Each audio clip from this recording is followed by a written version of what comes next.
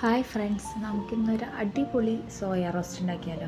അതിനായിട്ട് ചട്ടി അടുപ്പത്ത് വെച്ചിട്ട് 2 ടേബിൾ സ്പൂൺ എണ്ണ ഒഴിച്ച് ഒരു 2 സവാള ചെറുതായിട്ട് അരിഞ്ഞ് വഴറ്റി കൊടുക്കുക. അതിൻ്റെ കൂട്ടത്തിൽ കുറച്ച് വെളുത്തുള്ളി, കറിവേപ്പില ഇടണ്ട് ഞാൻ.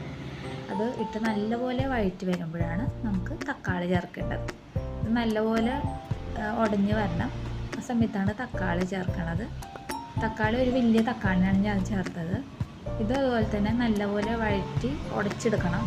അടച്ചു വെച്ച് വേവിക്കുക. ആ സമയത്ത് നമുക്ക് സോയ തിളപ്പിച്ച് ഇങ്ങനെ ഊറ്റിയെടുക്കാം. അതിലോട്ട് നമുക്ക് 1 ടേബിൾ സ്പൂൺ മുളക് പൊടി, പിന്നെ 1 ടേബിൾ സ്പൂൺ മല്ലിപ്പൊടി, 1/2 ടീസ്പൂൺ മഞ്ഞൾപ്പൊടി, 1 ടീസ്പൂൺ മസാലപ്പൊടി.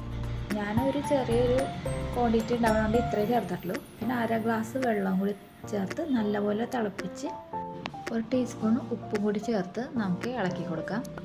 അത് കഴിഞ്ഞിട്ട് നമുക്ക് സോയ നല്ലപോലെ പിഴിഞ്ഞ് ഇതിൽ ഇട്ട് കൊടുക്കണം. എന്നിട്ട് അടച്ച് വെച്ച് വേവിക്കുക. ചെറിയ തീയിലിട്ട് വേവിക്കണം. ഒരു 15 മിനിറ്റോളം നമുക്ക് അടച്ച് വെച്ച് വേവിക്കണം. ഇടയ്ക്ക് ഇങ്ങനെ എടുത്ത് മിക്സ് ചെയ്ത് കൊടുക്കണം. നല്ലപോലെ റോസ്റ്റ് ആകാൻ വേണ്ടി കുറച്ച് ടൈം എടുക്കും. അപ്പോൾ നമ്മൾ ചെറിയ തീയിലിട്ട് ഇതുപോലെ വേവിച്ചെടുക്കുക. എത്ര ടൈം ഇടണോ അതുപോലെ നല്ല ടേസ്റ്റ് ആയിരിക്കും കേട്ടോ. നിങ്ങൾ ട്രൈ ചെയ്ത് നോക്കണേ. ബൈ.